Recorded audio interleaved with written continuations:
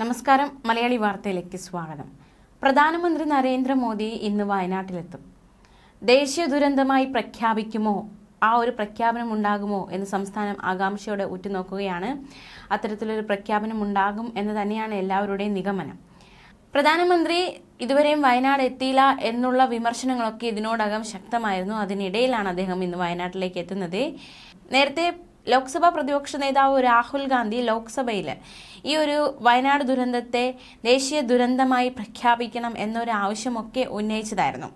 ഇപ്പോൾ ഇതാ പ്രധാനമന്ത്രിയുടെ വരവുമായി ബന്ധപ്പെട്ട് രാഹുൽ ഗാന്ധി നിർണായക ചില പ്രതികരണം നടത്തിയിരിക്കുകയാണ്. സാമൂഹിക മാധ്യമമായ എക്സ് പ്ലാറ്റ്ഫോമിലൂടെയായിരുന്നു രാഹുൽ ഗാന്ധിയുടെ പ്രതികരണം. വയനാട്ടിലെത്തുന്ന പ്രധാനമന്ത്രി നരേന്ദ്രമോദിക്ക് നന്ദി എന്നായിരുന്നു രാഹുൽ ഗാന്ധി പറഞ്ഞത്.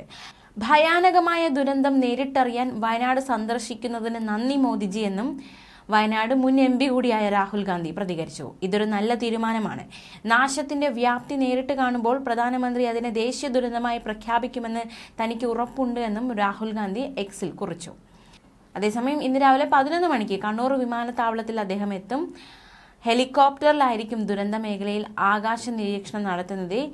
12:15 ദുരന്തമുണ്ടായ മേഖലയിലെത്തും. പ്രദേശത്തെ പുനരധിവാസ പ്രവർത്തനങ്ങൾ അദ്ദേഹം വിലയിരുത്തും. തുടർന്ന് ദുരിതാശ്വാസ ക്യാമ്പുകൾ സന്ദർശിക്കും. ദുരിതബാധിതരുമായി സംസാരിക്കും.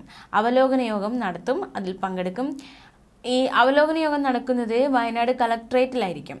വയനാടിനായി പ്രത്യേക പാക്കേജ് പ്രധാനമന്ത്രി പ്രഖ്യാപിക്കും എന്ന പ്രതീക്ഷയോടെയാണ് നാം ഓരോരുത്തരുമായിരിക്കുന്നത്.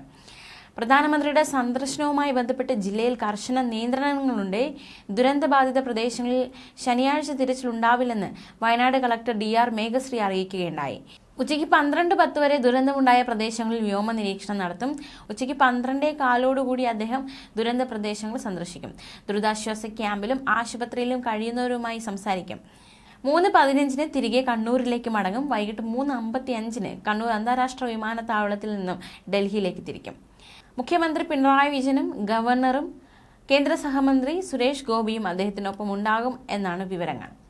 അതേസമയം പ്രധാനമന്ത്രിയുടെ വയനാട് സന്ദർശനത്തിന്റെ പശ്ചാത്തലത്തിൽ താമരശ്ശേരി ചുരത്തിൽ വലിയ രീതിയിലുള്ള ഗതാഗത നിയന്ത്രണമൊക്കെ ഏർപ്പെടുത്തിയിട്ടുണ്ട്. എന്തൊക്കെയാണെന്ന് വിശദമായി നോക്കാം. രാവിലെ 7 മണി മുതൽ വൈകിട്ട് 3 മണി വരെ താമരശ്ശേരി ചുരം വഴി സഞ്ചരിക്കുന്ന വാഹനങ്ങൾക്ക് നിയന്ത്രണം. ഭാരവാഹനങ്ങൾ, മൾട്ടി ആക്സിൽ ലോഡഡ് വെഹിക്കിൾസ് തുടങ്ങി മറ്റു ചരക്ക് വാഹനങ്ങൾ കടത്തിവിടില്ല. താമരശ്ശേരിക്കും അടിവാരത്തിനും ഇടയിൽ സൗകര്യപ്രദമായ സ്ഥലങ്ങളിൽ ഇത്തരം വാഹനങ്ങൾ തടയും. ഇതിനൊപ്പം സന്നദ്ധ പ്രവർത്തകർക്കും തെരച്ചിലുമായി ബന്ധപ്പെട്ട മറ്റുള്ളവർക്കും ദുരന്തബാധിത പ്രദേശങ്ങളിൽ പ്രവേശനമുണ്ടാകില്ല. ഞായറാഴ്ച ജനകീയ തിരച്ചിൽ വീണ്ടും നടത്തും.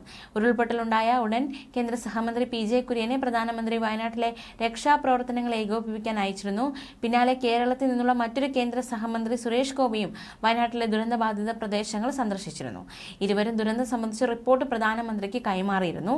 എന്തായാലും ഇന്ന് അദ്ദേഹം എത്തുമ്പോൾ അതൊരു വലിയ രീതിയിലുള്ള മാറ്റങ്ങൾ ഉണ്ടാകുമെന്ന് തന്നെയാണ് പ്രതീക്ഷിക്കുന്നത്. പ്രത്യേകിച്ച് അതിനൊരു ദേശീയ ദുരന്തമായി പ്രഖ്യാപിക്കുമെന്ന് തന്നെയാണ് ഏവരുടെയും പ്രതീക്ഷ.